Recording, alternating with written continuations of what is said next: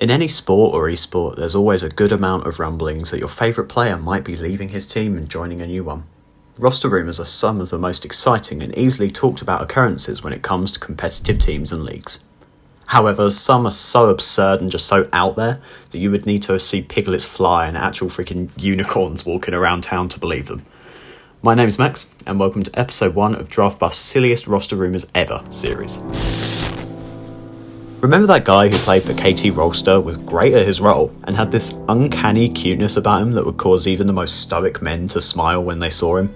Yeah, that would be Peekaboo. The now retired former support of KT Rolster had a pretty short career all things considered. He had some brief stints on notable teams like Xenix Storm, Jin Air Stealth, Samsung Blue and SKT T1 before joining KT, where he had his breakout performances and established himself as one of Korea's best supports. After a fairly decent world showing in 2015, losing 3-1 to Ku Tigers in the quarterfinals, it was expected that Peekaboo would want to keep the momentum going and would stay with KT. However, after a while it was rumoured that he might actually be joining a new team. Which team was that, you ask? Well, it was the almighty NA juggernaut of Echo Fox? My initial reaction when I learned this was a resounding, what? I'm genuinely surprised a rumour like this popped up and managed to gain any traction. A top support in Korea back in 2016, when the region was still highly dominant, joining a newly formed NA team with no history and no credibility. I feel like my beard got scared, grew legs of its own and walked off my face just by hearing such a ridiculous possibility. It's a good thing that nothing more than a rumour came of this, and Peekaboo simply retired due to wrist pain. And to be honest, considering what ended up happening to Echo Fox in the future, that was probably the right move. So that's why now we're on good on communication. That's why we're on quarterfinal. 1 year. 1 year is exactly how long it took for the rumour mill to churn out and decide that another South Korean support would be moving to NA.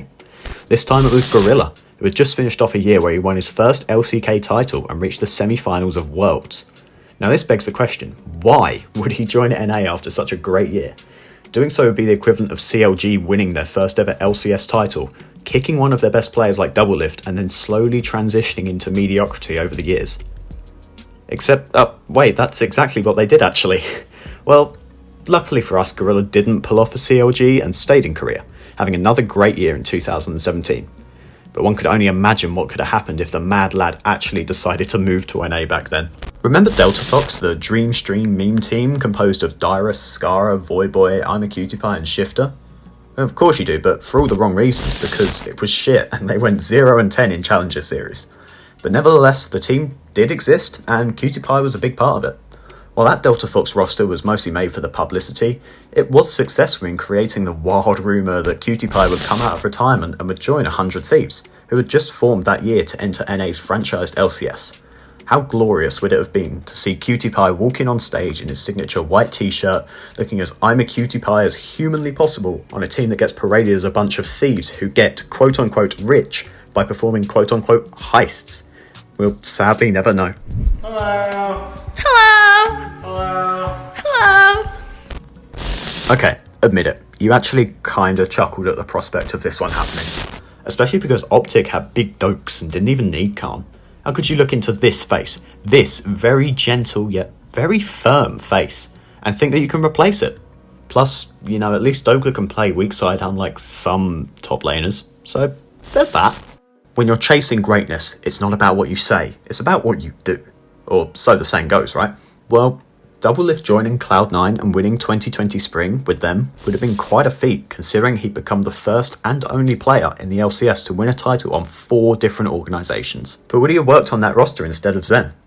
Arguably, he would have done well in a duo lane with Vulcan, but having to quietly farm up while his team focused all resources into the top side of the map would have been something he wouldn't have enjoyed at all. Plus, he'd just eat Blabber alive if he doesn't camp his lane. Kind of like how sharks eat each other for their own survival. Saying, it'll be weird, man. Can you read that? It says, I'm back, bitches. And that's our list for episode 1. Tell us in the comments what you think, and let us know if you remember any funny rumours that you'd like us to touch on for the next episode. My name's Max, and I'll be seeing you soon.